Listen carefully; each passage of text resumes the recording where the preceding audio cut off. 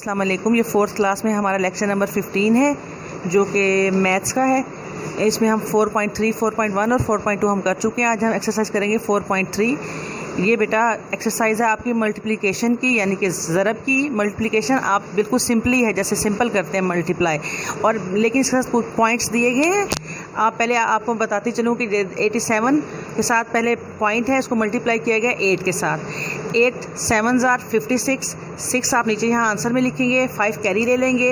8 8s are 64, इसमें आप 5 plus करेंगे तो 69 बन जाएगा। अब आप ये देखें कि आपके पॉइंट के बाद कितने डिजिट हैं, 1 2, यानी कि 1 2 डिजिट्स हैं। आंसर में आप पॉइंट 2 डिजिट से पहले लगाएंगे।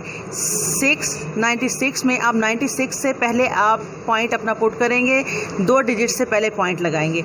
नेक्स्ट क्वेश्चन में आप देखिए, जैसे 34 मल्टीप्लाइड बाय 0.8।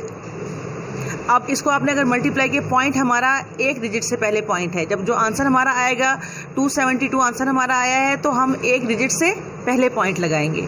ये एक और क्वेश्चन आप देखिएगा, क्वेश्चन नंबर 6 है इसका।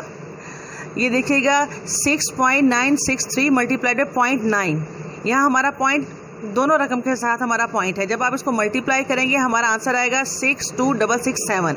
हमारे अब पॉइंट से पहले कितने डिजिट हैं आप देख लें, 1 2 3 4। ऊपर हमारे 3 डिजिट है पॉइंट से पहले, नीचे 1 डिजिट, तो हम यहाँ हमारे टोटल डिजिट बन गए 4। 1 2 3 4। अब 4 डिजिट से पहले हम पॉइंट अपना पुट करेंगे। मल्टीप्लिकेशन बिल्कुल सिंपल है, बस पॉइंट लगाते वक्त इसका खास ख्याल रखिएगा।